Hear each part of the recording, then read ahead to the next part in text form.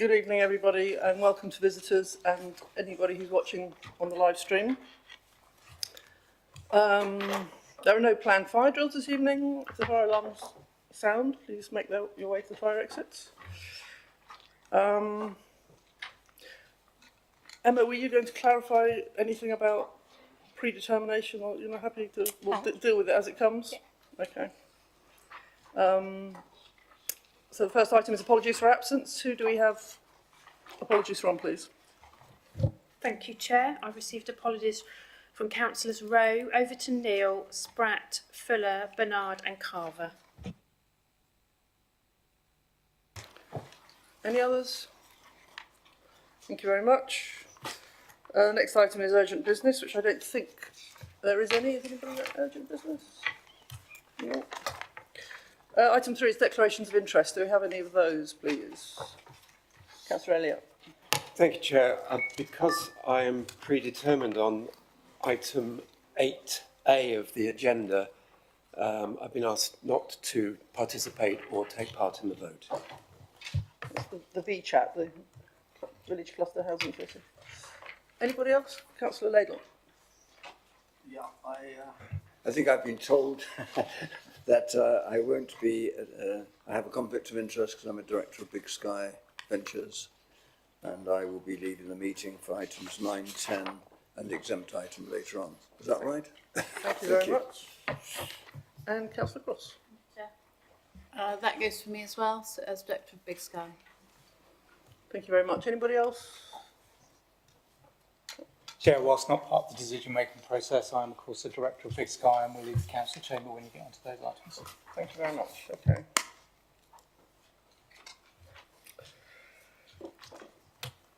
Okay, now item 4, minutes of the meeting held on 19th of May, page 8 of your agenda, fairly detailed minutes. Are they correct? Everybody happy with those?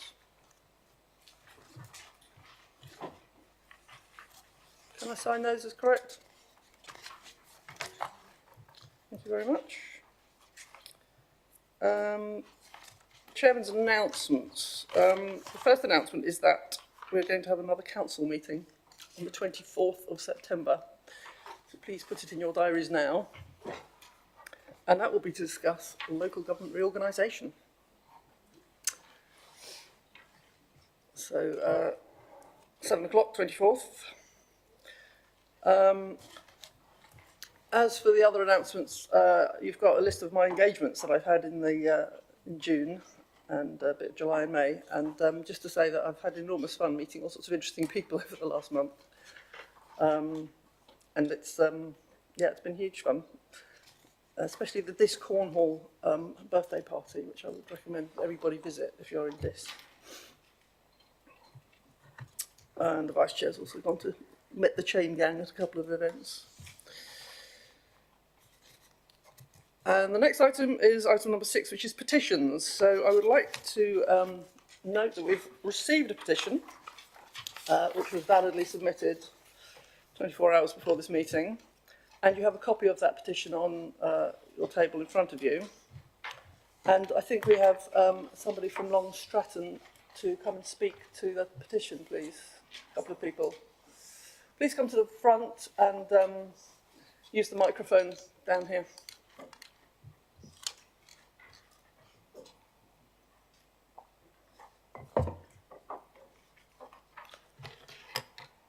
So first we've got Paul Rochester and then we have Alison Thomas. And you have 5 minutes between you, please.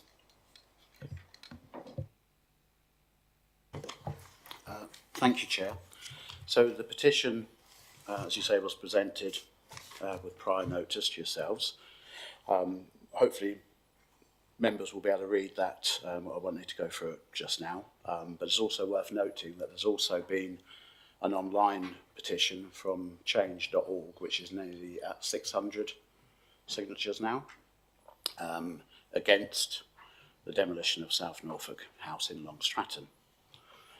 I believe also the Town Council have also raised a suitable objection, which has been emailed through to yourselves. So that should have been seen.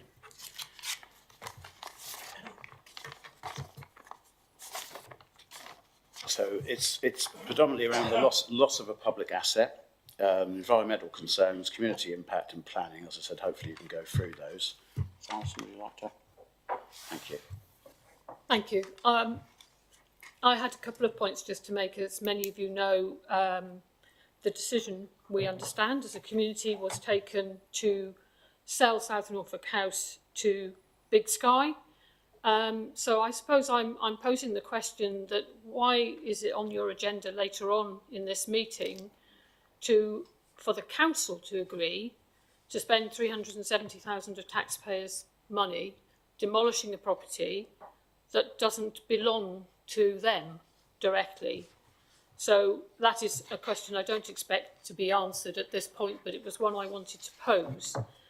I also wanted to just raise the issue that when the decision was taken to sell South Norfolk House and to pass it to Big Sky, the Long Stratton bypass was very much in the future.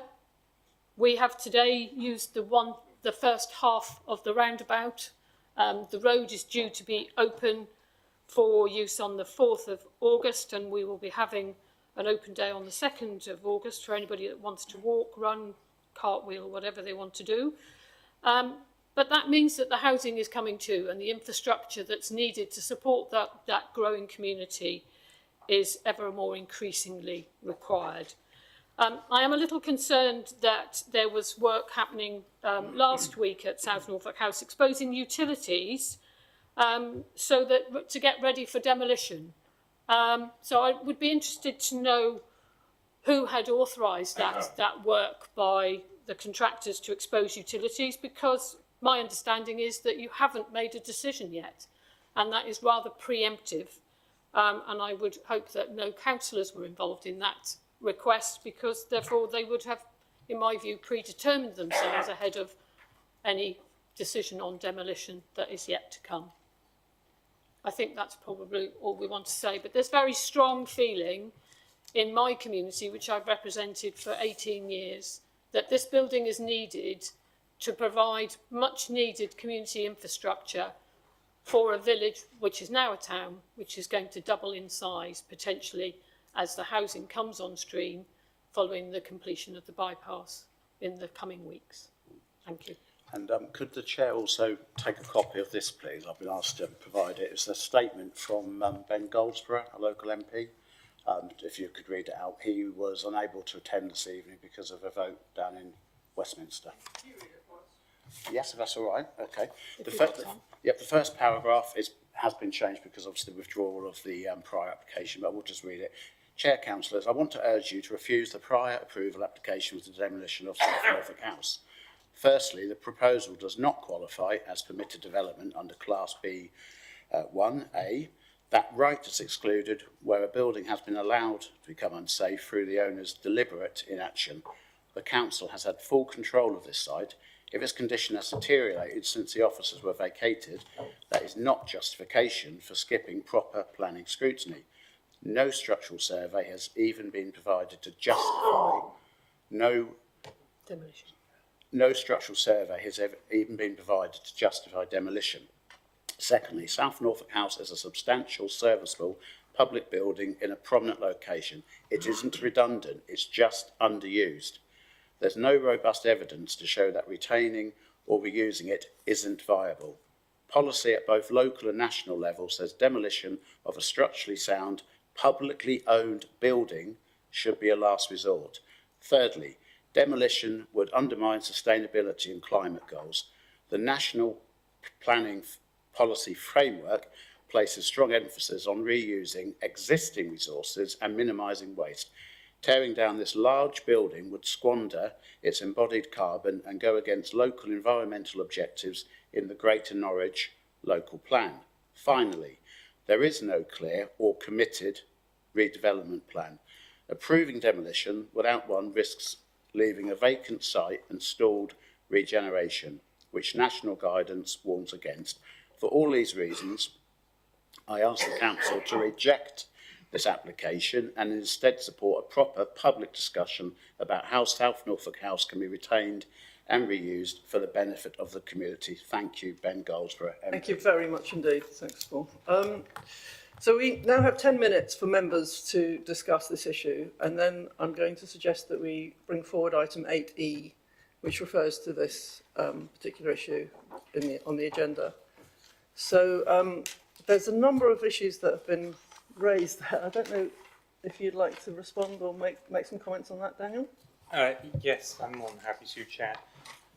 I will address the two questions there that were raised head on, but I think before I do, it is important to go over a little bit of the history, as not every councillor here was in the room when this was first initiated.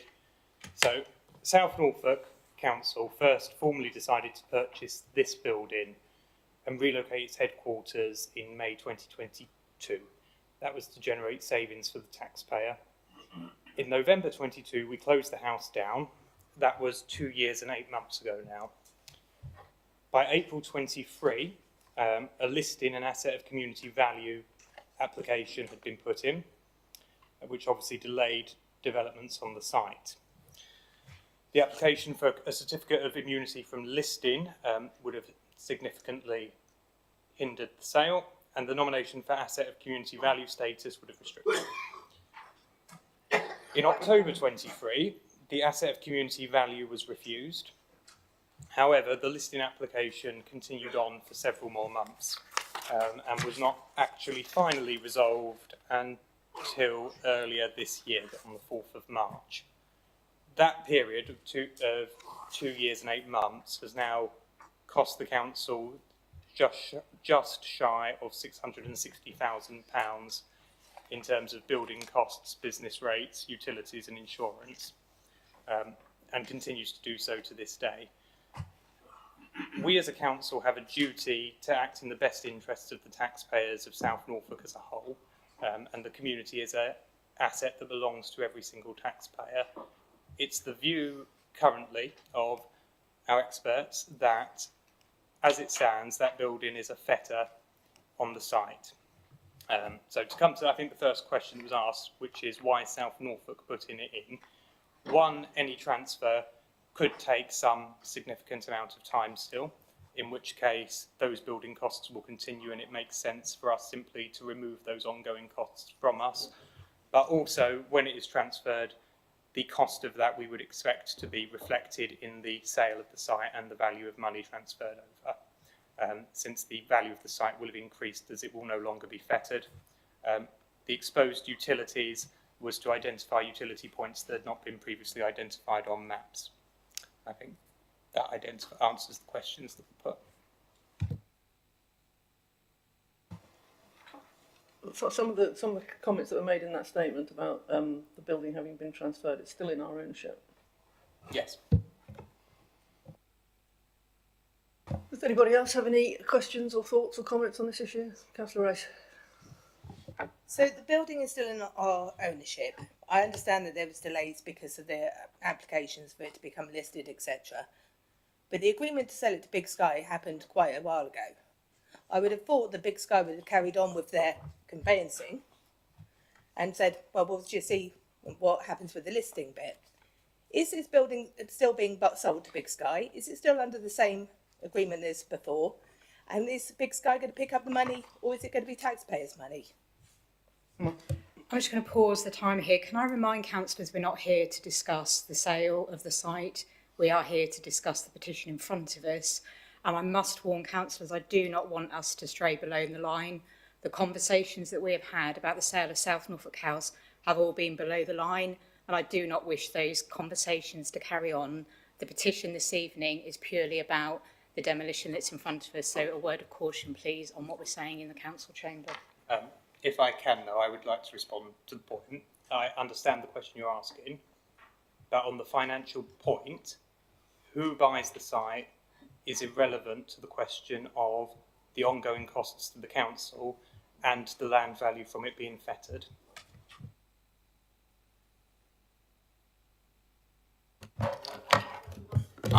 Chair, I think we might need to go below the line.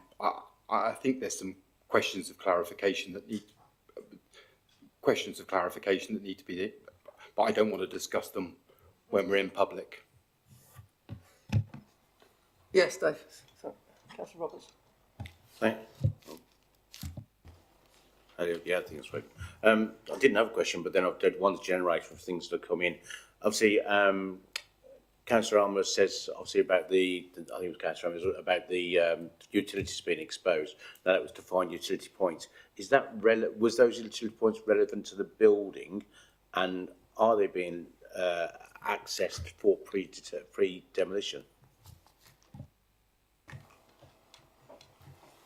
We've said we will explore the possibility of demolishing and putting in an application.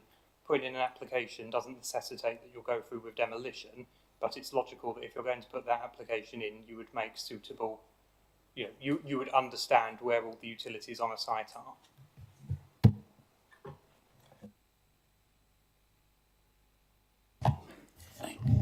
Thank you, Chair. I think this is a time to quote Robert Burns.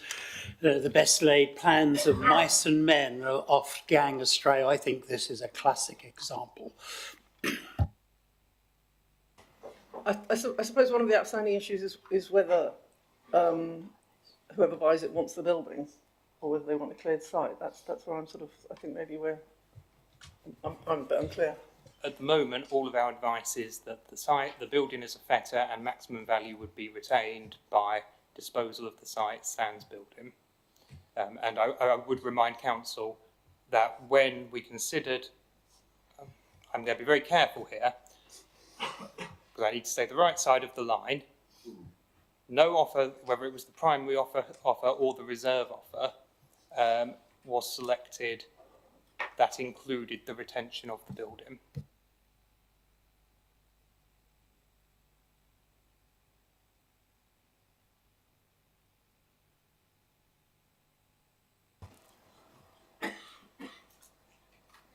No?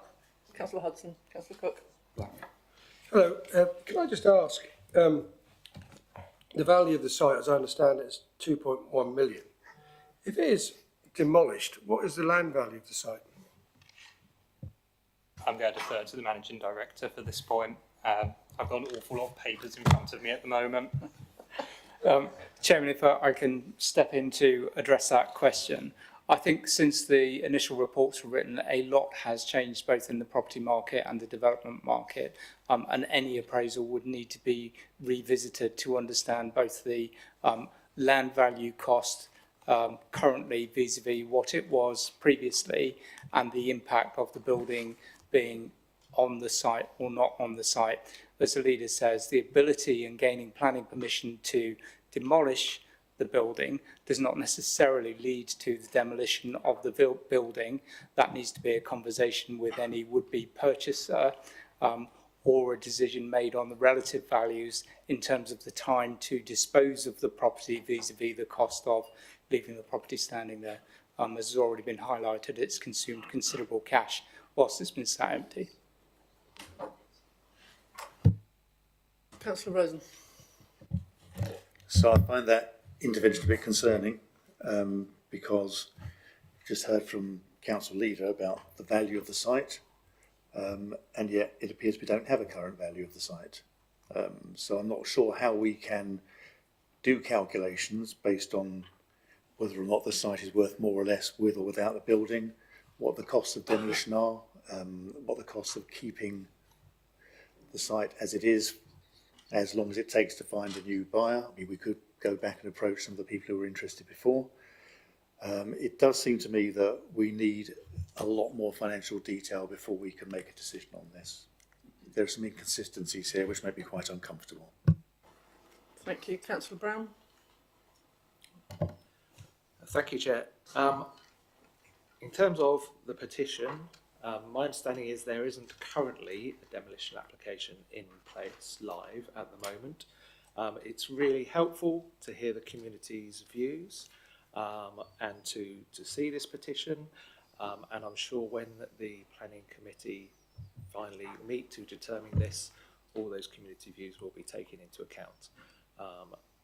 There are clearly issues around this, but I think the financial issues are very separate from the planning issues, and I welcome the fact that the community has given their views so that that can all be taken into account.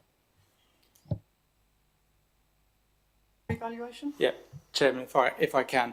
Firstly, Council, at its previous meeting, decided to issue a delegation in terms of the final disposal of the site. So that's the current position that the Council holds based on its earlier meeting.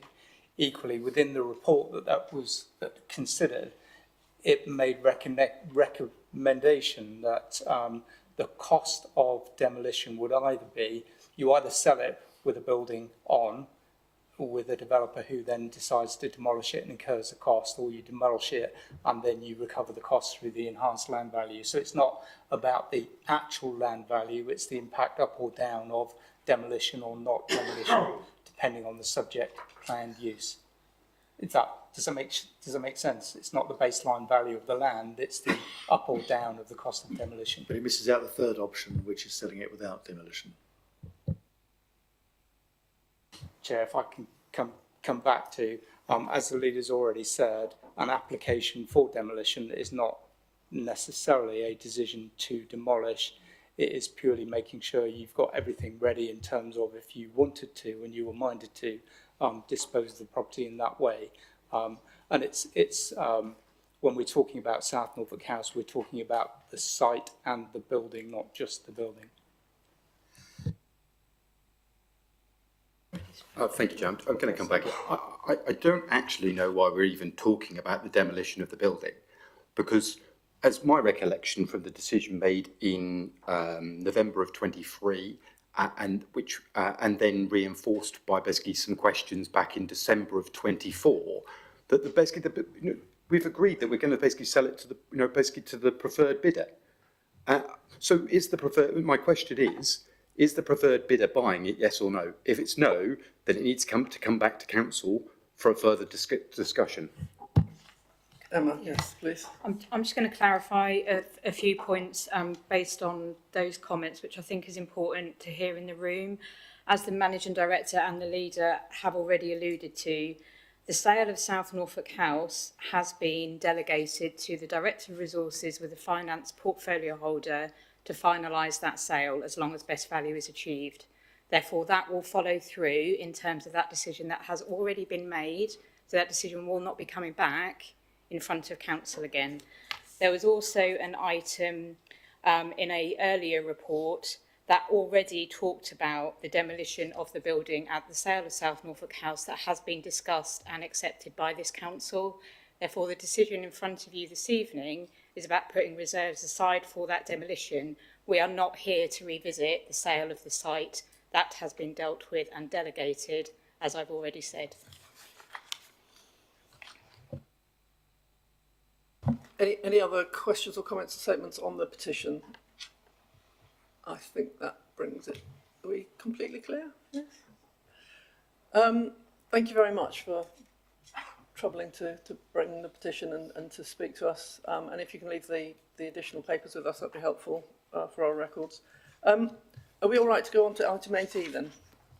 I'd like to bring forward agenda item 8E on page 381 of your papers, which is the finance report for quarter 4. And there are 5 recommendations here. Just come back to 2. Oh. Because they've all agreed. These have all been agreed with the Cabinet. Yeah. So we have 2 recommendations to discuss, which are recommendations 3 and 4. Do you want to introduce this at all, or have we said enough? I think, Chair, you're going to hear a lot of my voice over this evening, so I will defer to Councillor Elliott on this one. Okay.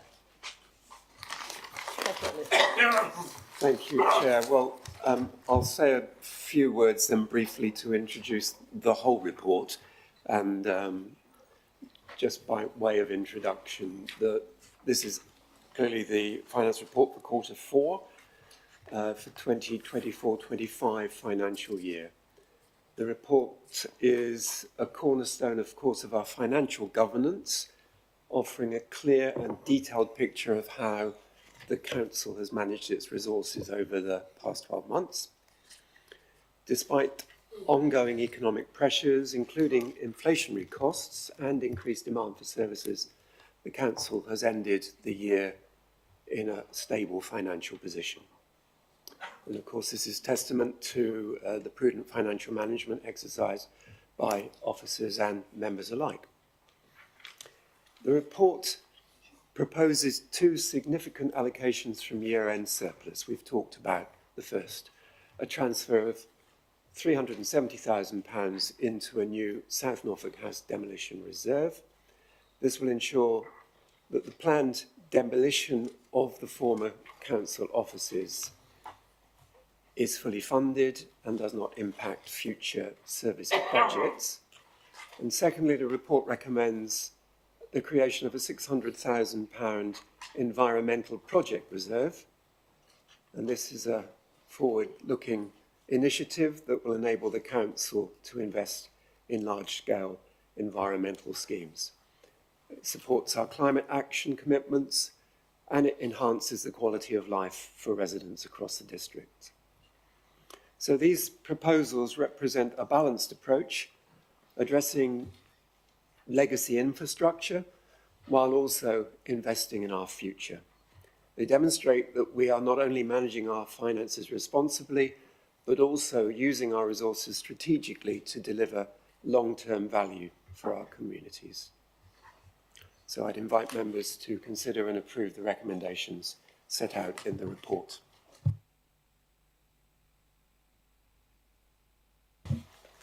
Cabinet has already endorsed the revenue and capital position and approved the revenue slippage requests, and they're recommending to us that £370,000 is transferred into a fund to cover the cost of demolition of South Norfolk House, and that £600,000 is transferred into a new environmental project reserve for a new large-scale environmental project.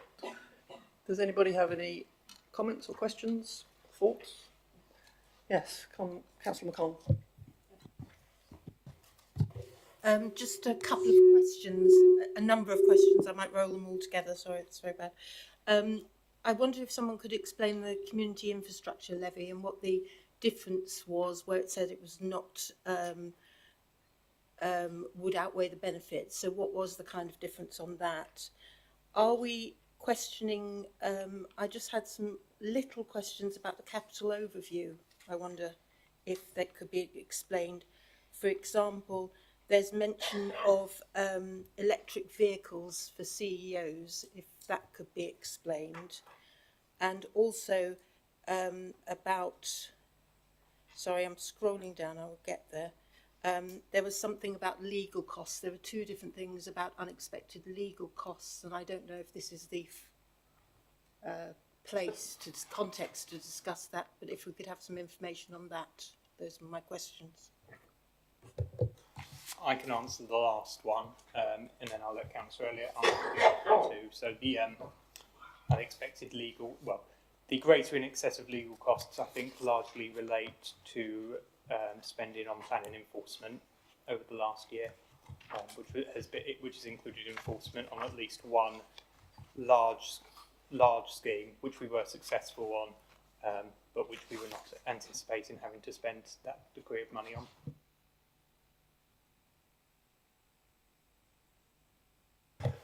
Could I just double check on the second question you asked about EV?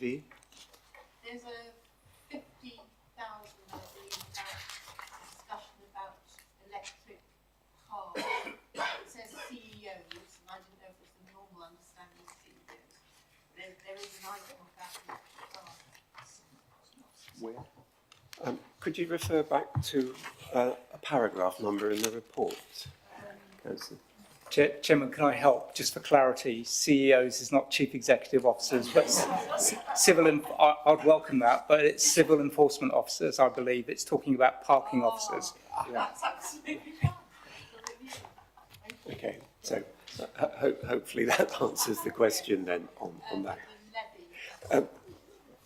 The community infrastructure levy, this is a calculation that I haven't been personally involved with, so I won't be able to give you the facts and figures, but as is mentioned in 3.10, I can get you the facts and figures and respond to you in a written reply. But in 3.10, I think this is where you're referring, that the savings that are mentioned above would outweigh any benefits that we would get through sill on that. But I will, as I say, clarify that in a written response. Yes, Councillor Roberts.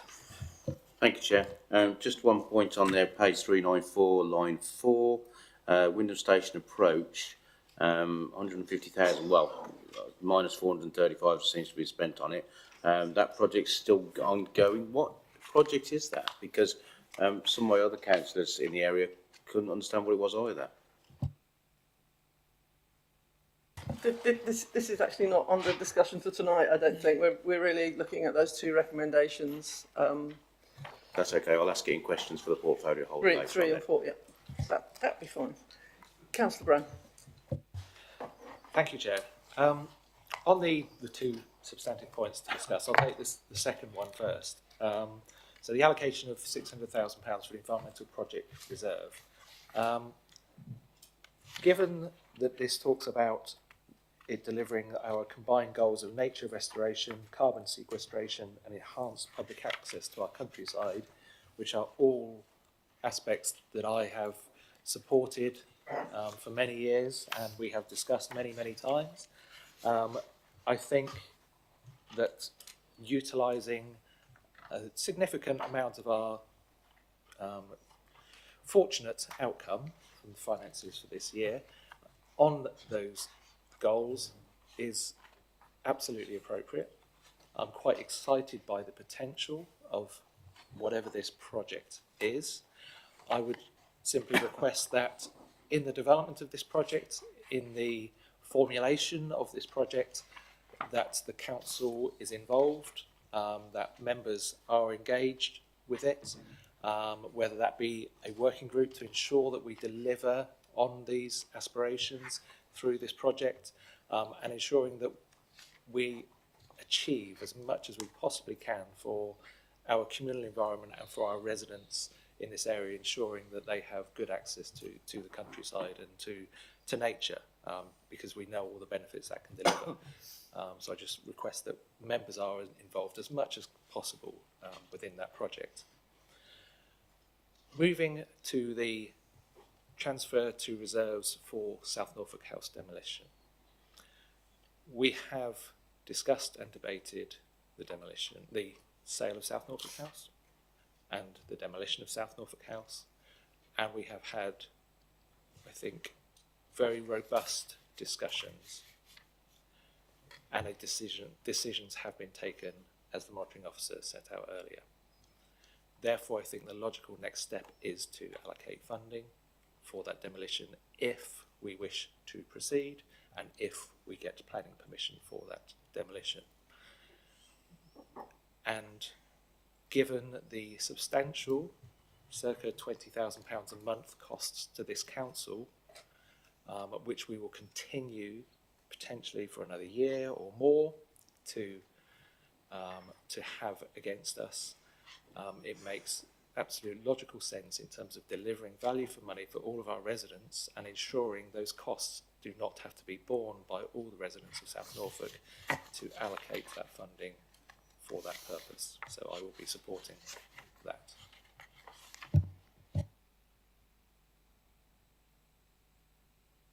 Thank you. I just wanted to follow up on the first point regarding the Environmental Fund. I agree with absolutely everything you said, Councillor. Obviously, this follows up on the motion that I brought to Council in February. I am pleased to say there are 2 sites under active discussion at the second. They both involve private landowners, which is the only reason they haven't been brought into the wider public domain at the second. But as soon as we are past those issues, I will absolutely be bringing it to a wider group. Thank you. Any other questions, comments? Yes, Councillor Blondell. Thank you, Chairman. Can I just have some verification? Obviously, the recommendations are fine. Obviously, one of the recommendations is the Cabinet to approve the revenue slippage and a new reserve for planning referendums. But I might have missed that. Did I miss that part? I think the Cabinet have already done that. They're not recommending to the Council that we do it. You haven't got them here for this evening. This evening is only, as the Chair has said, the 370,000 and the 600,000. Any other questions, thoughts, comments? Yes, Councillor Ladle. I'm guessing that Councillor Elmer would be disappointed if I don't say something about the financial budget. I was pleased to see, having spent some years commenting and criticising overly enthusiastic capital budgets and the reality of underachieving them substantially. And I was pleased to see in the Q4 outturn that in fact we were closer to the budget that we set ourselves. My concern is that if I look forward from that position, which goes on to recommend capital slippage, it's not actually within the report added up. So confirmation, please, does that capital slippage add up to about 8 million? And if it does, our budget in capital terms for next year is 32 million. 32 plus 8 would be 40, and we'd be back into, if I can put it nicely, in fantasy land again, in terms of hope of achieving that capital budget.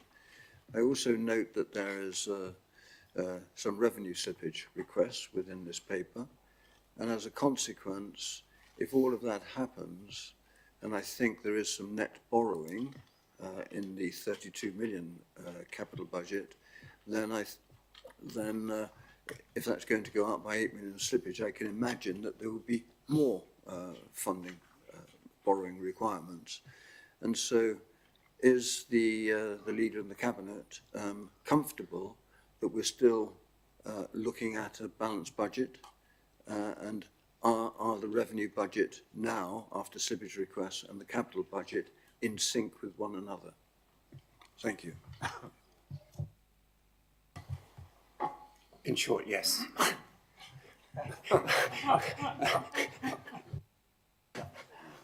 I do think that I did ask for confirmation that the capital slippage was of the order of 8 million, and that was rather a taciturn answer.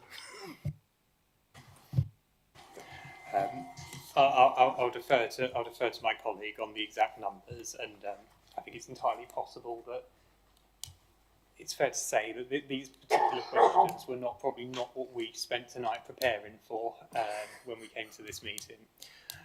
But I will say, with regards to the overall capital programme, what I've always said is I know that our capital programme is ambitious. I know that sometimes it has been considered implausible and not always without fair comment.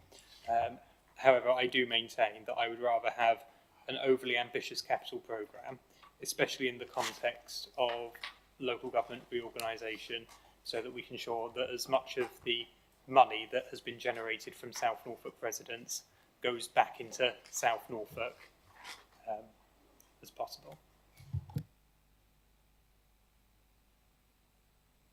Thank you very much indeed. Did you want to add anything, Richard? I don't think I'm in a position to confirm those figures exactly, but as the leader said, I'll get that confirmed and come back to you. Thank you.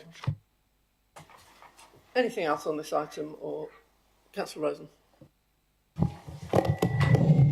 Yeah, thank you. So, looking at the recommendation about the 600,000 for the environmental project, I think, like Councillor Brown, really want to see this stuff happen. I'm sure that the whole council wants to see these things happen. What I'm a little bit concerned about, though, and again, it's, I can understand why you may not be able to talk in detail about it yet, but I do think that we should be not making decisions of this scale without a bit more detailed information. I think it's incumbent on us councillors to know what this money is going to get spent on. So could I suggest that we defer transferring this money until we've got a bit more detail? That would be my suggestion here. And similarly, on the recommendation that we create a South Norfolk House demolition reserve, I think, we know what decisions we've taken already, but I think this decision about allocating the money is premature, because we don't need to do this yet. We haven't yet exhausted the sale process. We haven't had any discussions at our committee, which is meant to make these decisions about demolition. So we wouldn't want to be predetermining ourselves here tonight by voting one way or the other, would we? There needs to be a proper application for demolition. It needs to be considered by our committee that does that work. And I think that, again, this should not come to the council at this point. So I think that we ought to listen to what petitions have said as well. You know, they've made a very, very articulate and reasoned case. They've not come here sort of waving placards and shouting abuse at us. They've come in a very civilised way and asked us to reconsider this decision. And I think we should do them the honour and respect of doing that. I don't agree with Councillor Brown about, you know, we need to look at the costs this building's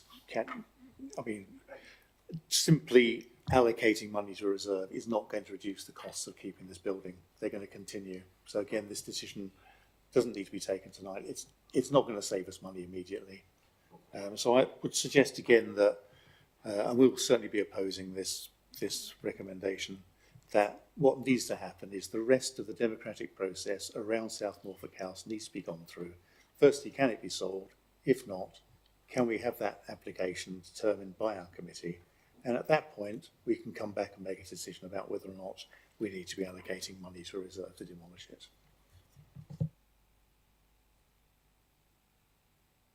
Thank you. I will try to make this the last point because I do quite strongly disagree with Councillor Rosen here.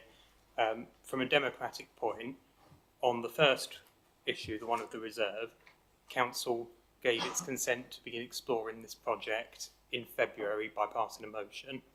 And on the matter of South Norfolk House, when it made a delegated decision for the disposal of the house, knowing that demolition was one of the options, that was considered.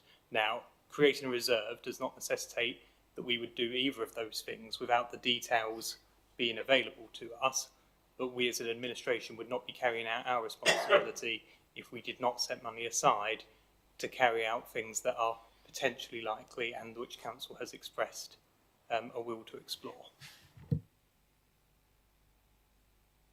Okay, I think we'll go to the recommendations at this stage. I'll take them one at a time. The first one is, can I see all those in favour of the council? Can I request a recorded vote, please? 6 members to agree to recorded vote. Does anybody please. else want a recorded vote? Yes. Yeah. 1, 2, 3, 4, 5, 6. Can I confirm, Councillor Hudson, just on recommendation A, recorded vote? Or both? In terms of the South Norfolk House demolition, or do you wish for a recorded vote on both? No, I want a recorded vote on the demolition of South Norfolk House. And just for clarity, those councillors voting for it, I think, will be putting a dagger through the heart of the community of South Norfolk. That's enough. Councillor Hudson, I would ask you to respect the code of conduct when you're in this chamber, please. Thank you. So I'd like to hear from all those in favour of the motion, which is? Ready for the Yep. recorded vote, Chair? Please indicate whether you're voting for, against or abstaining. Councillor Bills. Councillor G. Blundell. For. Councillor S. Blundell. For. Councillor Brown. For. Councillor Carstock. For. Councillor Carver. Not present. Councillor Cook.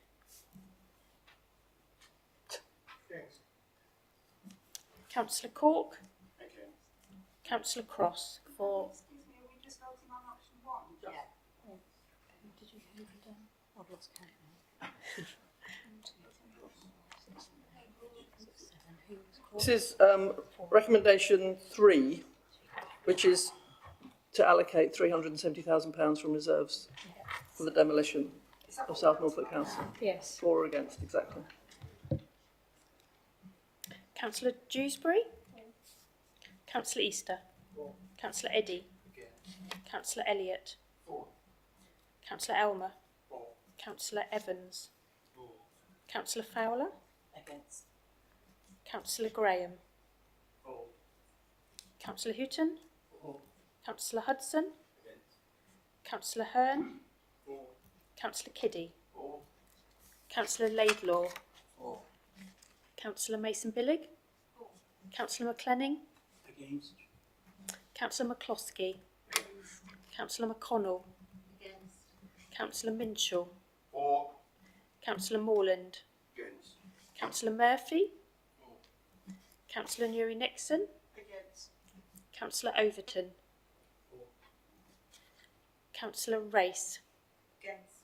Councillor Roberts. Councillor Rosen. Councillor Sachs.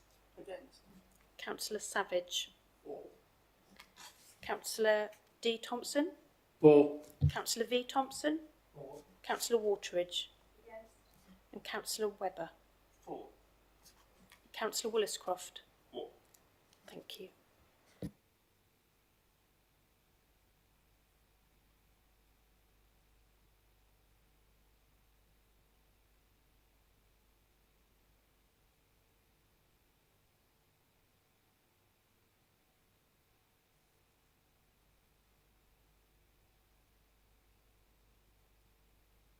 So the result is 25 votes in favour and 15 against. Thank you very much, everybody. The next recommendation is to transfer £600,000 to a new environmental project reserve. Should we just have a show of hands on that one? Are we happy with that? All those in favour? Do you want to count?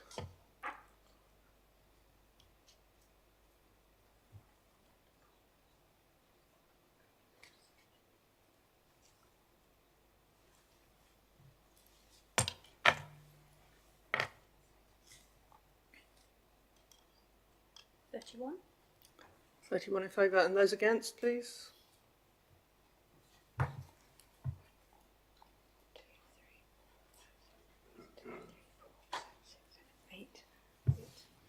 Eight against. Any abstentions? Are there any abstentions on that, please? One. Carried. Thank you very much, that's carried. And that takes us on item 8E. Thank you very much, everybody. Let's go back to the beginning of the agenda.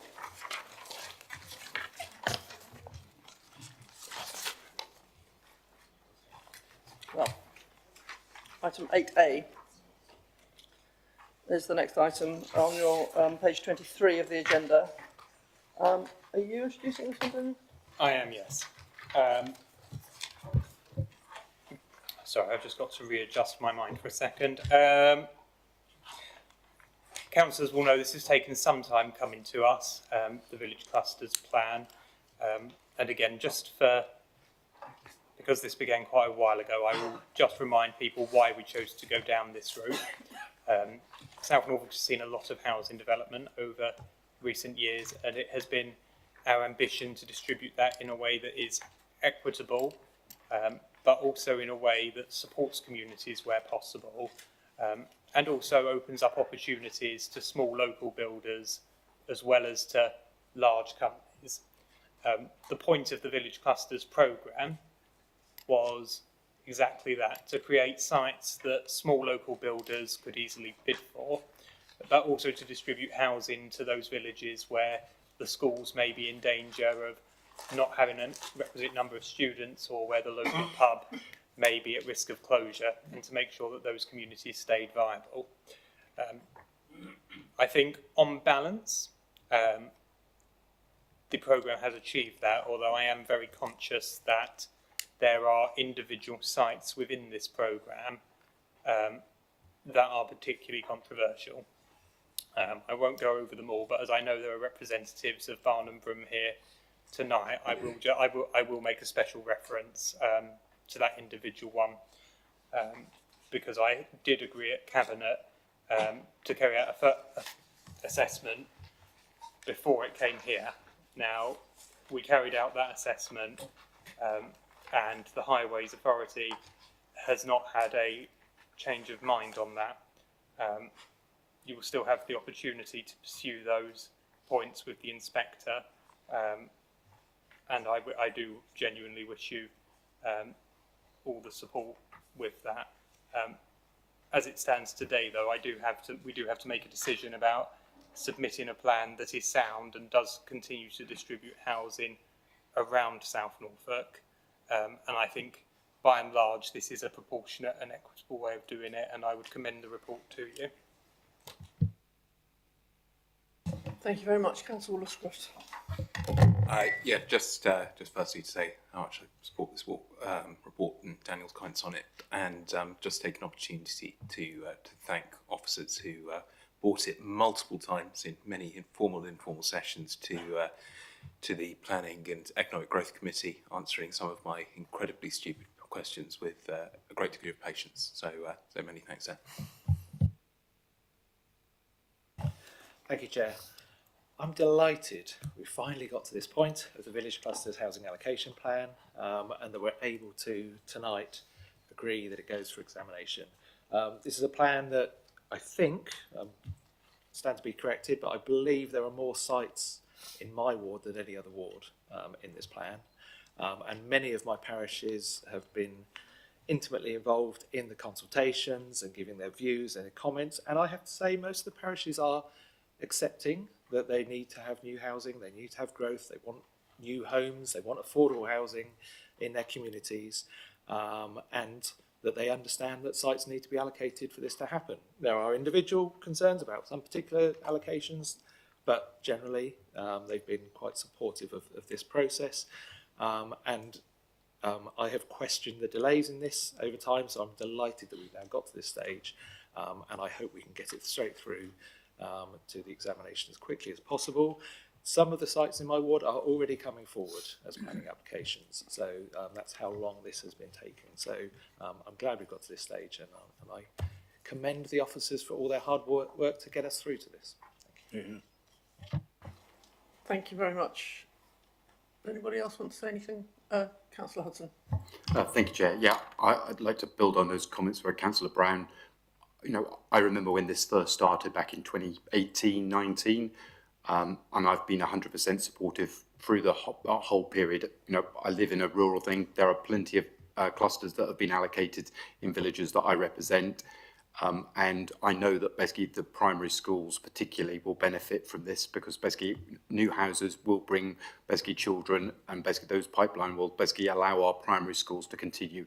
Unfortunately, I've had villages where we've lost primary schools just because there hasn't been growth, so I've been fully supportive of this. The problem I've probably had with it is taken too long, and I probably think now it's too little, in the fact that we're probably going through this process a little bit again, because the new government will want more houses built in the same places in these rural villages, and we'll be going through this process all again. But I commend the report, and the officers have done a fabulous job in getting to where we are today. Thank you very much. I think we've got unanimity here. It has taken a long time, but that's planning for you. A lot of consultation back and forth. Everybody happy with this? Yes, Councillor Webber. Thank you. I do have some concerns. Not least of that is that once the clusters plan gets accepted, it's potentially going to be virtually impossible for this council or its councillors to have any influence over the future development of these sites. The current government is looking at a number of options to reduce the role of local planning committees. And once a site is part of an approved plan, it may no longer be possible for the principle of development on that site to be reviewed at a local level. And that means that decisions in this plan have got enormous significance. So with that in mind, could I ask for a bit more information about why we've chosen to make no changes to the plan in relation to the very convincing contributions made by the parish of Barnham Broom at the June Cabinet meeting? Just checking, am I allowed to deal with individual sites? On Barnham Broom, I'll allow it because you did take reference from them at Cabinet, so I will allow you to respond as you feel appropriate. Effectively, so the concern specifically in the grounds for investigation related to the use of Berries Lane, the Highways Authority confirm the closure of Berries Lane and the proposal of a 20-mile-per-hour zone in the village, and I'm just going to read verbatim here because it's easier than to go into the rights and wrongs, was not directly relevant to the site assessment work in support of the VCHAP remains up to date. The Highways Authority says the junction needs improvement to facilitate development of both the proposed allocation and any new development elsewhere along Bell Road. As is standard practice, it is proposed that the VCHAP is submitted with the council giving permission that the inspector can propose modifications to the plan. Therefore, the inspector will be able to make modifications accordingly if deemed justified after hearing representations from objectors. Now, you'll have to forgive me as the planning portfolio isn't here tonight, but if you want significantly more detail on that, I'm going to have to come back to you with a written response, I'm afraid. Thank you. I would appreciate a written response, not least because from memory, Parish of Barnborough put forward the idea that other sites within the parish were actually more appropriate for development, notwithstanding the fact they'd previously been ruled out of the village clusters plan. So I would certainly be interested to see a response on that. Thank you. So there is still more to be discussed because this is going to be submitted to examination. So anybody can turn up at the examination, make representations. There's lots more to discuss. But as far as we're concerned, we think it's sound and compliant, and we're going to submit it. So can I see all those in favour of that submission? And all those against, please. And are there any abstentions? One abstention. One abstention. Thank you very much. That's carried. And yes, well done to those planning officers who worked on it for so many years. Item 8B is the adoption of a supplementary planning document on custom and self-build housing, which perhaps hasn't been around for quite so long. Who's recommending that? Councillor Elmer. Yes, it's the adoption of the custom and self-build housing supplementary planning document. Anyone who has a recollection of the former MP for South Norfolk will know this was a particular hobby horse.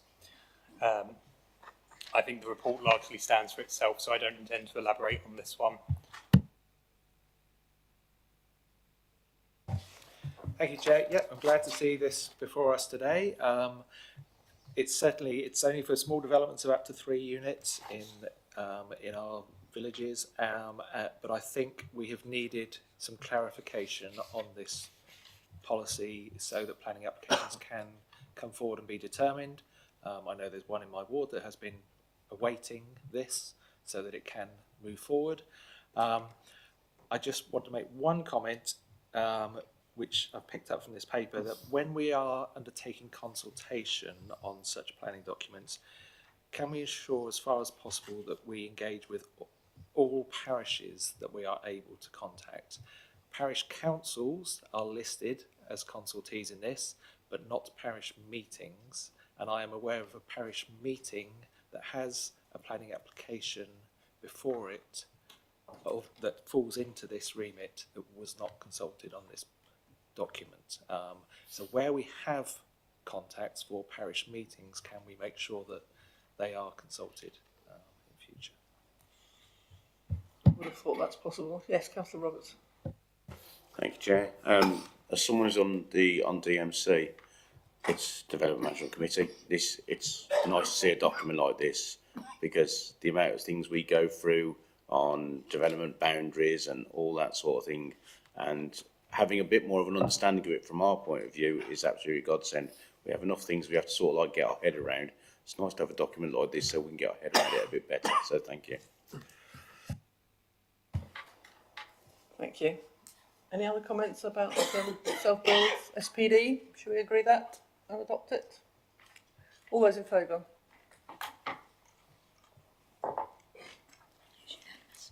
And all those against? I think I'm against it. I'm against. You're against. And abstentions? Thank you very much. That's carried. That's item 8B. Item 8C is what makes your agenda very thick.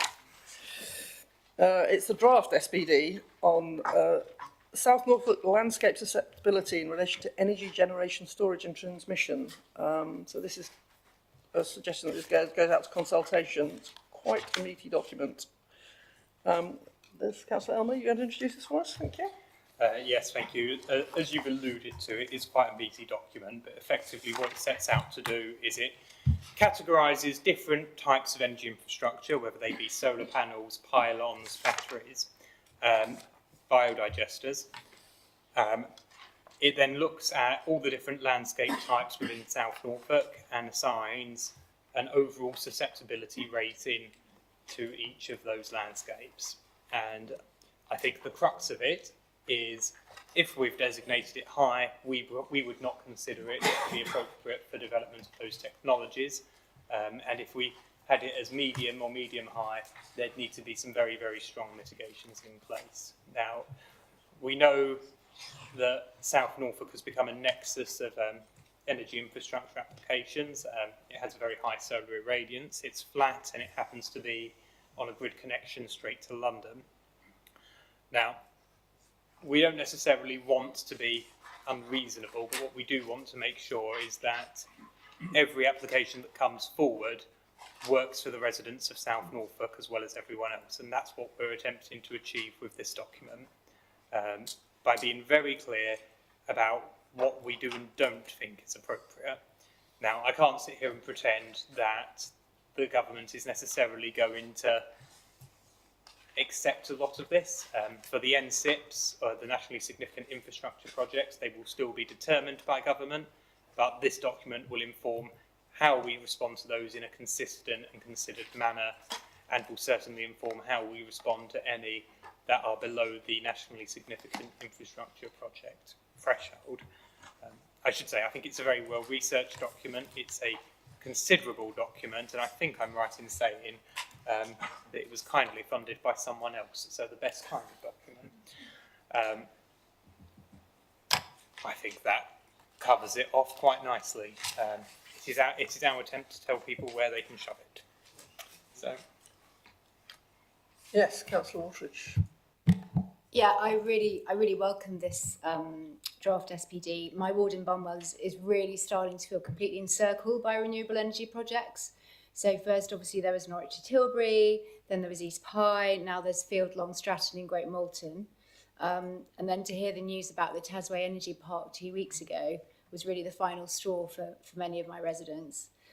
Obviously, I always emphasise that I'm a Green Party councillor, so I wholeheartedly support renewable energy projects. We have to dramatically cut our carbon emissions, we have to stop burning fossil fuels as a matter of urgency, and we have to utilise solar and wind energy together with BESSes to do this.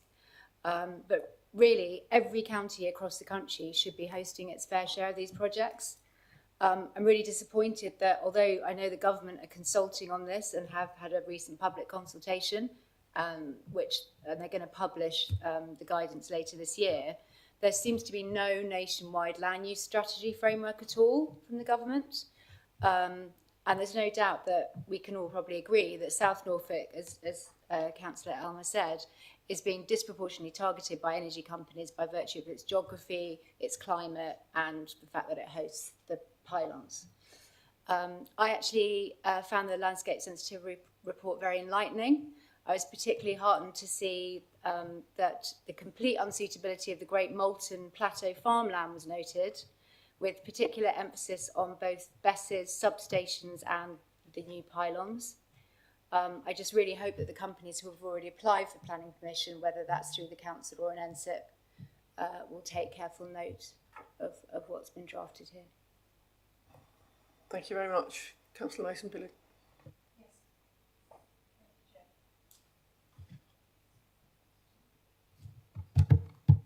That's it, it's working now. There are many unintended consequences of what we're actually seeing in terms of solar farms, and something that's come to my attention quite recently with regard to battery energy storage sites is the unintended consequences for our fire service. If you have one of these sites, although they are much safer than they used to be, the sheer number of them is actually becoming more of a risk. There is no requirement on a developer to actually take any advice from the fire service, and I know that the fire service have actually asked district councils to let them know if they do have planning applications, because the fire service will happily go out and actually inspect a site.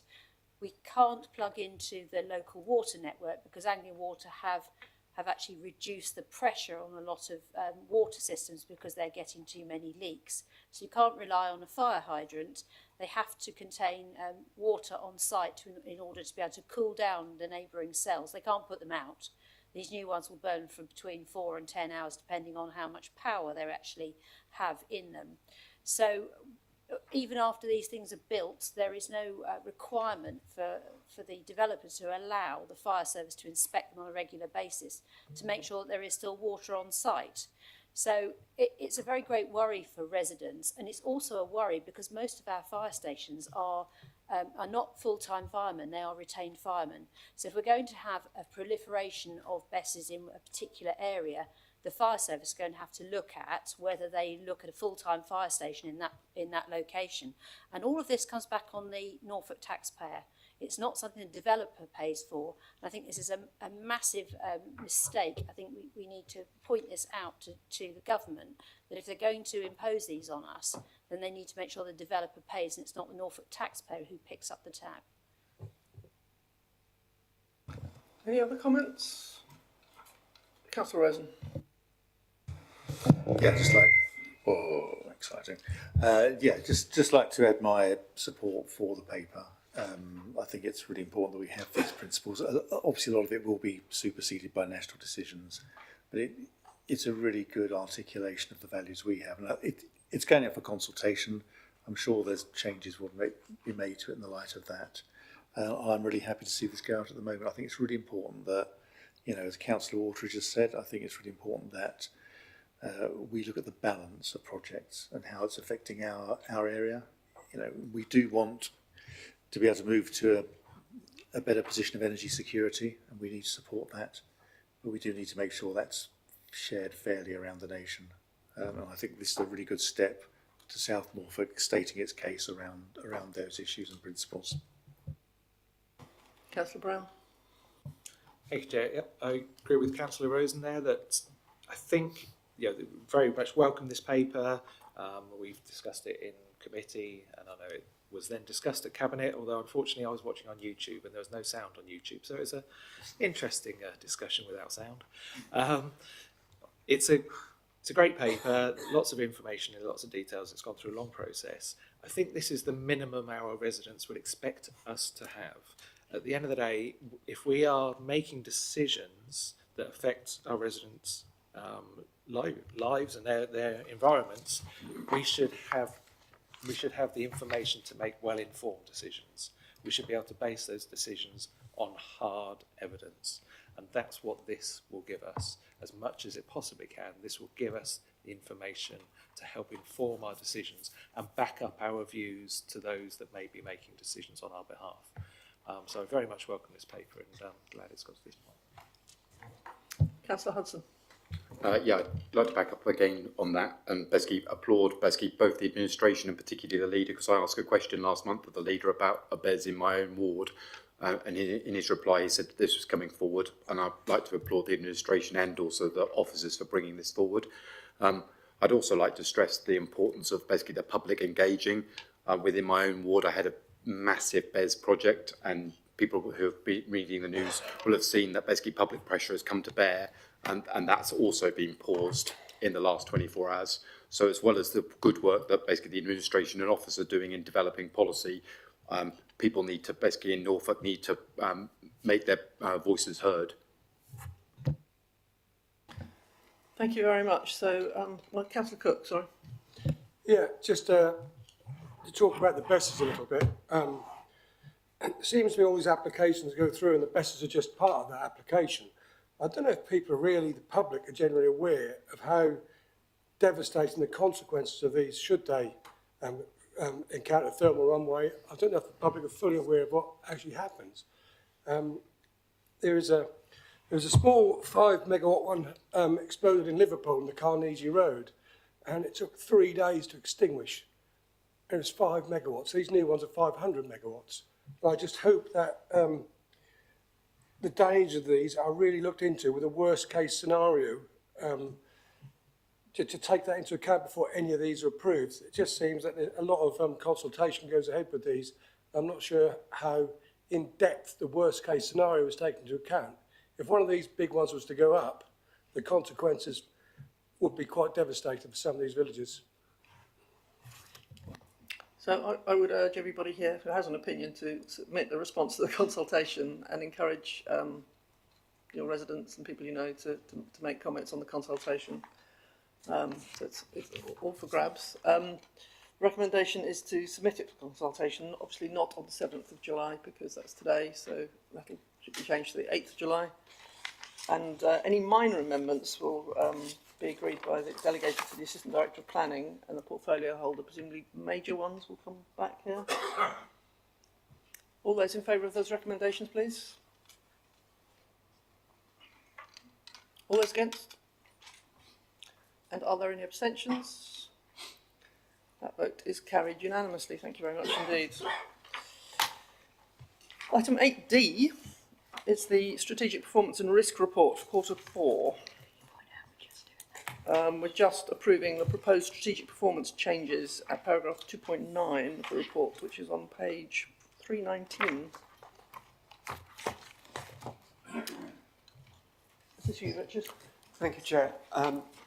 This report represents the culmination, really, or the cumulative event, result of a year's worth of performance monitoring and risk management. Provides comprehensive overview of how the Council delivered against its strategic priorities. Of course, the report not only tracks our progress against key performance indicators, but also highlights where we've made tangible improvements in service delivery, but also in customer satisfaction and operational efficiency. Of course, it also identifies areas where performance has not met expectations, allowing the Council to take corrective action and learn from those experiences. And crucially, in this report, we'll see that there are proposed changes to our performance framework, and these are outlined in paragraph 2.9. The changes, in summary, are designed to ensure that our metrics remain relevant, measurable, and aligned with Council's evolving ambitions, particularly in such areas as environmental sustainability, digital transformation, and community well-being. And in addition to performance, the report provides a detailed assessment of strategic risks facing the organisation. It outlines how those risks are being managed and mitigated, ensuring that we remain resilient and responsive in a rapidly changing environment. The report essentially is a key instrument of good governance.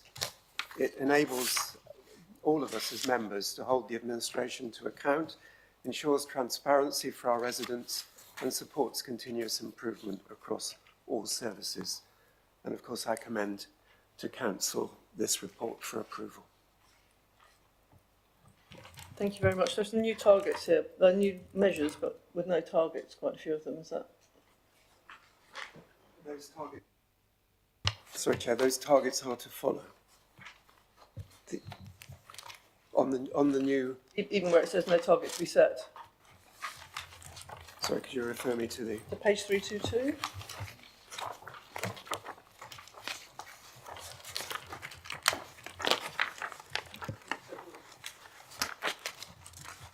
We'll monitor it later.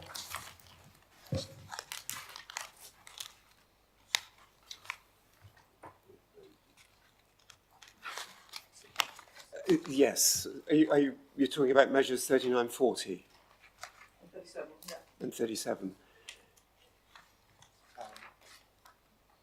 If I might come in, Chair, I think the reason that there's no target set for those is because we're currently doing a baseline exercise to get a basic level of data, which will inform what the target would be at a later date. Thank you very much. Councillor Brown.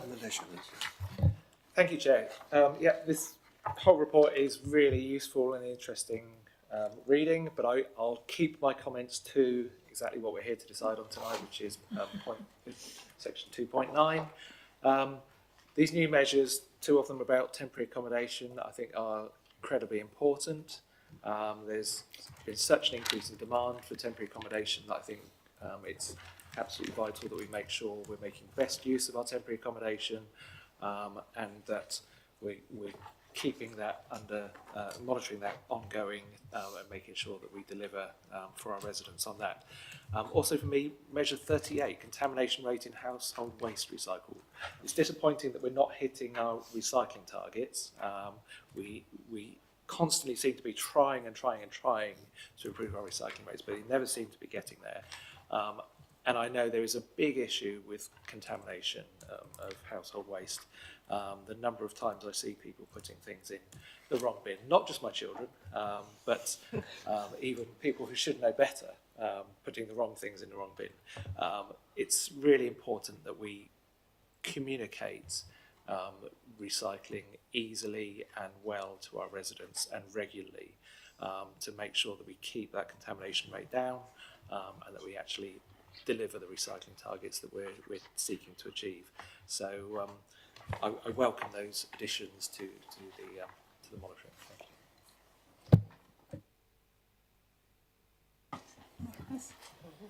Thank you.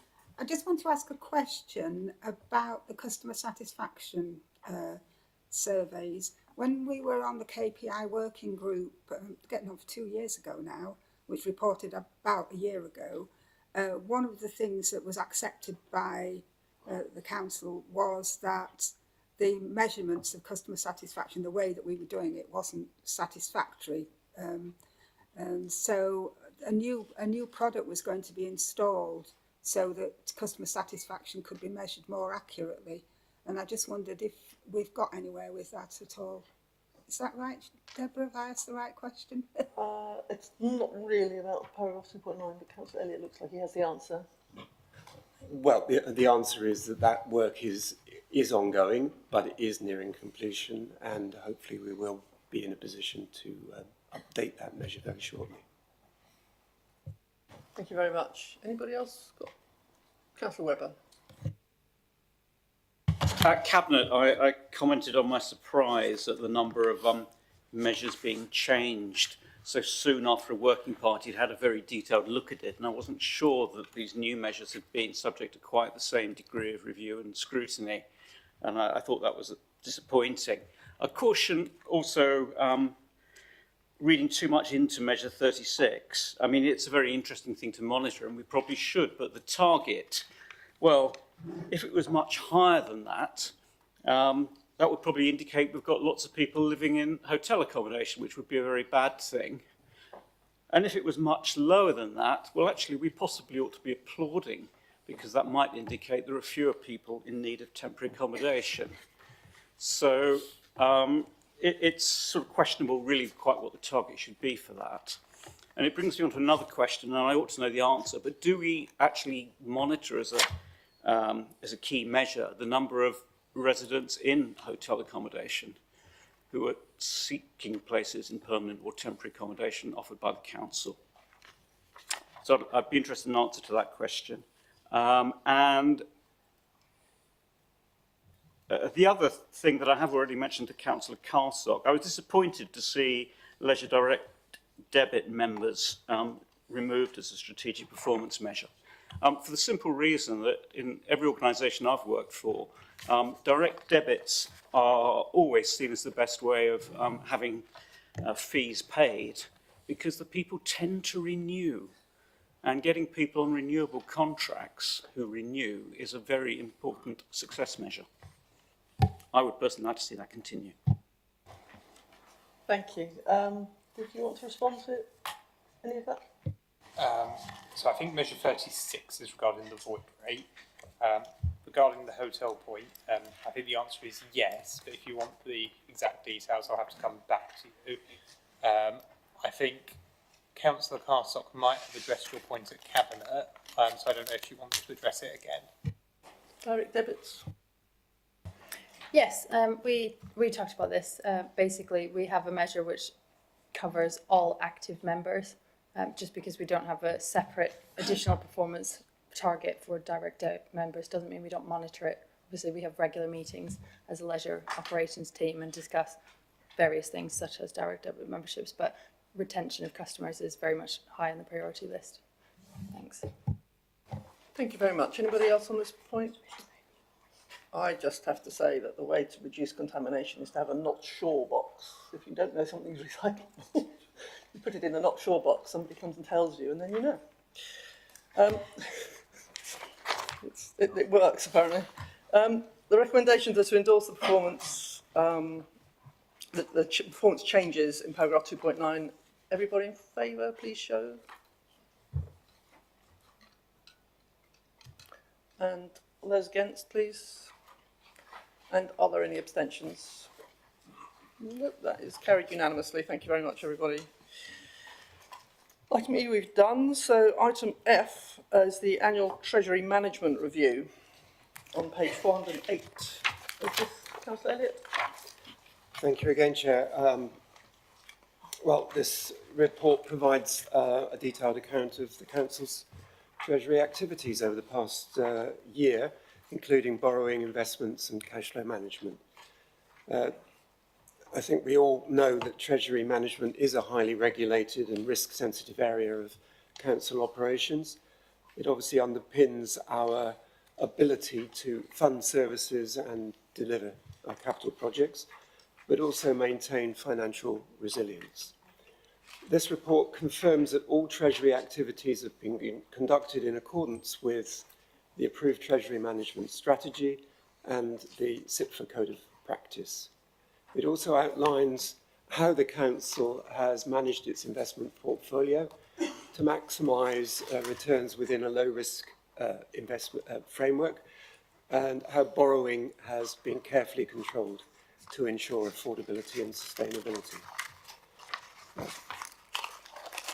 In the report, market conditions, interest rate trends and the broader economic context in which our Treasury decisions have been made are also outlined. I think in summary, this report provides the necessary transparency and assurance that our Treasury operations are being managed with diligence, foresight and professionalism. And of course, I commend the report to members. Thank you very much indeed. Does anybody have any comments or questions? Councillor McConnell? Who's left this?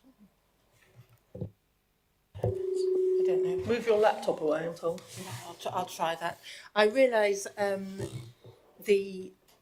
that everything financially is all very much in order. I just had a wider question about when it comes to policy about investment, whether there was any ethical considerations, because some of the banks where the money is invested have questionable history of human rights. And I did wonder whether there was any kind of ethical policy related to our investments. I think this question might have come up before. Councillor Elliott? Yes, the question has come up before, and this is why we have a Treasury management strategy, and points around ethical investments are covered within that strategy. But of course, it's a balance between, as you said, getting the best return on our investment as well. So I don't have that strategy in front of me, but I can certainly, after the meeting, talk to you about where to examine that. Thank you. Perhaps it could be in a minute for where that strategy can be found. Some sort of link. Anybody else got any questions or comments? Councillor Rosen. Yes, coming back to the issue of investment activity, and it's a bit tricky because we've got a paper later on in the meeting, but I'm interested in whether or not it is still the case that our investments in big sky developments are actually the best way of securing a return for the council on its investment. And I'd like to know how much work has been done on that. Thank you. Councillor Elliott? This, of course, is a look backwards, not a look forwards. And, of course, when new investment proposals come forward, that will be investigated.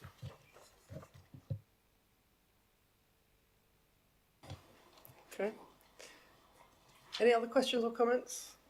I would just comment that I cannot abide a graph with no axes in it under paragraph 2.1. Anybody else? Shall we move to the vote on that? All those in favour of the recommendations to what? Agree the Treasury activity for the second half of the year and the indicators for the next 6 months. All those in favour? And all those against, show. And any abstentions? Thank you very much indeed. That's agreed unanimously. Item 8G, Public Spaces Protection Order Renewal, Dog Fouling and Dog Control. Councillor Kiddy, please. Thank you, Chair. I get all the best jobs, don't I? This is Dog Fouling and Dog Control, a Public Spaces Protection Order. From the outset, I'm reminded of a wonderful apocryphal story of the former mayor of Diss, who was asked, what are we going to do about the dog fouling problem, to which he apparently replied, we need to stamp down hard on it immediately. I'm not quite sure he quite meant it in that way, but there we go. However, what is proposed is that the current Public Spaces Protection Order re-dog fouling currently is due to expire in October 25. We're effectively asking for effectively the same order to be rolled on for a further 3 years until obviously October 28. In essence, the PSPO requires a person in charge of a dog to clean up after it when it fouls in a public space and dispose of the deposit in a suitable waste disposal receptacle. And of course, in South Norfolk, we do have numerous locations for dog bins, and we have a suitable collection and disposal service. Also, local parish councils are well aware of the procedures to apply for more dog fouling bins should they require them. The current PSO also excludes dogs from enclosed children's play areas, which I'm sure we all appreciate and understand. In essence, the provision of dog bins, the knowledge of the requirements, plus signage, etc., all act as a reminder to those in charge of dogs of their responsibilities. And I, for one, would like to see a light touch over this. We have the regulations. We do have procedures for actually imposing fixed penalties if necessary. And indeed, we have a procedure for if there is excessive dog fouling in an area, we can liaise with our team to talk to the guys at the depot who will produce the mini road sweeper, which is designed to clean pavements, etc., etc. So I think this is a pretty uncontentious thing to roll on the Public Spaces Protection Order for the next 3 years. Thank you, Chair. Thank you very much indeed. Does anybody have comments on this? Councillor Canning. As a matter of interest, how many successful prosecutions have resulted for the power that we hold on this matter? The renewal obviously will be automatic. I, for one, don't want to put my foot in it.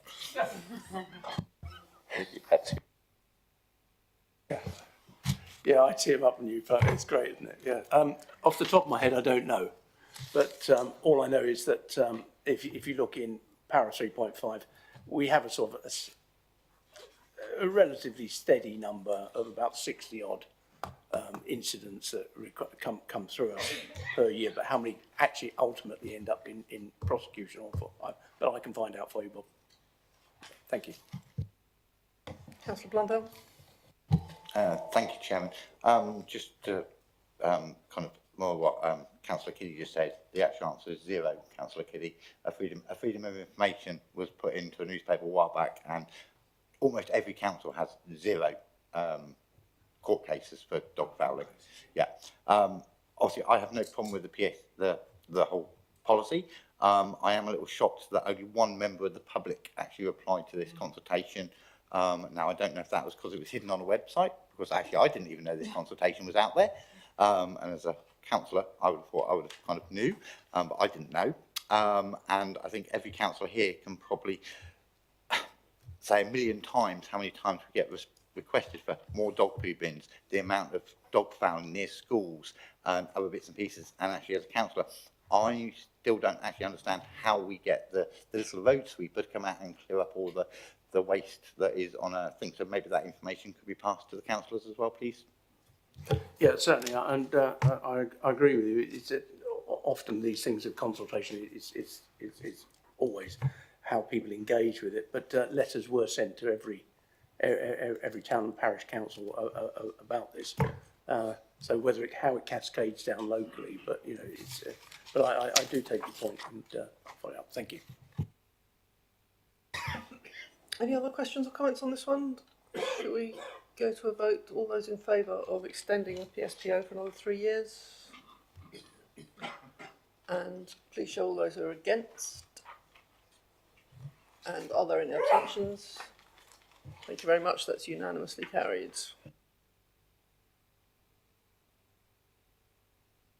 Item 8H has been withdrawn because I think we're looking for some financial implications, and there'll presumably be a bit more work on that, and we'll come back next time. So item number 9 is one of the best reports I've ever seen out of this council. I have to say, it's cracker. Review of companies, outcomes and recommendations. We've been talking about this for a little while, and here it is. Fantastic. Who's presenting this? Daniel. Yeah. And those people who have an interest, in please vacate their chairs. Get yourself a coffee. While they're walking out, Chair, if you're happy, I'll speak to both 9 and 10 at the same time, as the monitoring officer report directly relates to everything relating from this. Can I just ask if we really need to lose 2 members who actually have practical experience of acting as on the board of one of our subsidiary companies? It seems to me they have more relevant experience to bring to this debate than most of us. And given, I believe, their positions are not remunerated, I find it strange that we should think they are in any way prejudiced in terms of how they would respond to a discussion and a vote on this matter. Yeah, I'll directly respond to that. So whilst it may not be a financial interest, it is another registrable interest that is on their register of interest forms, which there go in terms of the code of conduct. They cannot be in the room when this is debated. It is the rules within the code of conduct. I'm more than happy to go through members' training on code of conduct. Whilst I'm on the point, not a lot of members come to code of conduct training, so I would welcome members to come to said training the next time we put it on, and we can go through that in more detail. Could they not be given a dispensation? I don't think we need to do that. Enough people in the room, haven't we? We've got enough people in the room. A dispensation is only given when you don't have enough people in the room, and we have enough people in the room. Thank you. Many of them with expertise that's relevant. Councillor Armour. I would point out, Councillor Webber, that if the recommendations are accepted, it's the last time we'll have this problem, at least. So obviously this builds upon a piece of work that we commissioned early in the year. I mean, let's be blunt, there have been concerns expressed by members of the wider community, some veiled, some less veiled, that they are not happy with the way the governance of Big Sky is carried out. The implication has often been that it is secretive or behind closed doors. I tried to remedy some of that last year when I appointed Councillor Laidlaw as a director, as a way of trying to reassure councillors that it was not a closed shop where only the administration participated. I think what you have before you goes considerably further. I won't go through the report in detail, but I will touch on the points that I think will be most interesting to everyone. The first, as I've just alluded to, is the removal in their entirety of members as directors. Now, I will be very clear, this is absolutely no reflection whatsoever on the members who have occupied those roles. This is what I call a purist interpretation, and the purism is simple. The company and the council will be distinct entities. The purpose of the company will be set out via a letter, That is for this council to decide. My recommendation will be that that letter is very simple and it articulates that the purpose of Big Sky is to create value and regular income for South Norfolk. There will be a predefined role for a set officer for client-side management as part of that. The removal of members as directors is to ensure there is no cross-contamination. Likewise, the managing director in due course will cease to be the managing director of Big Sky Developments. I am of the mind to allow a slightly longer time frame for that particular part of the recommendations to happen, to allow for an orderly transition from the managing director to whoever replaces him.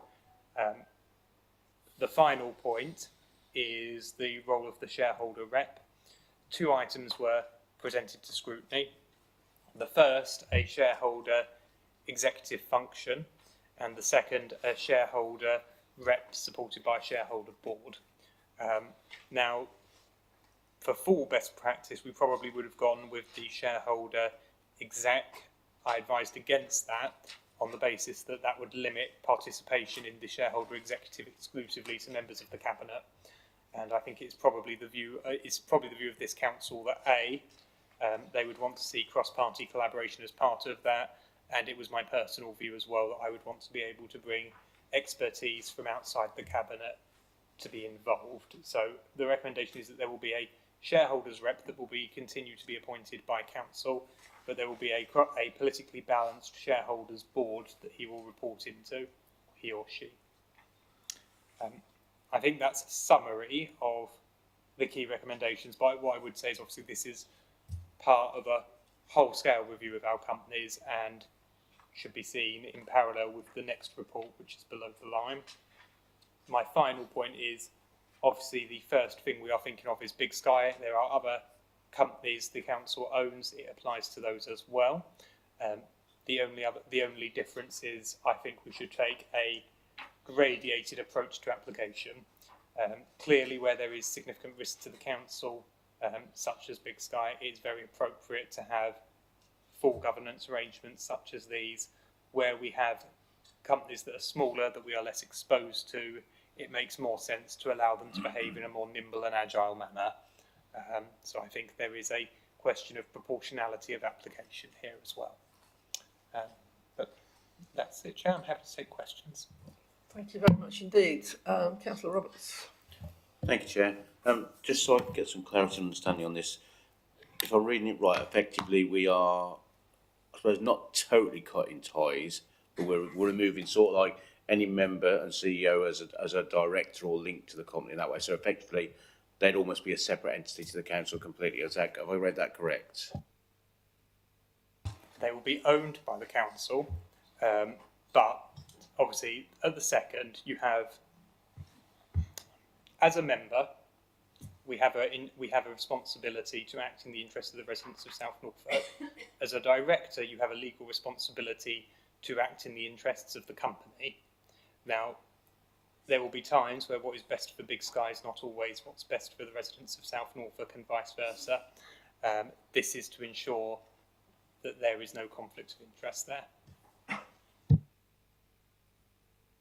But the objective of the company is going to be to make money rather than to work for the benefit of South Norfolk. So, the purpose of the company will be set out in a shareholder's letter. Now, I am sure there will be people in this room that would want to take a slightly different view to me and would want to add additional requirements to that letter. They might be social value requirements, they might be environmental standards. It is my personal view, and this is purely my personal view and not what we are discussing tonight, because this hasn't been set out yet, that if we want to deliver environmental standards and social value, the best way to do that is via the council and via council tax.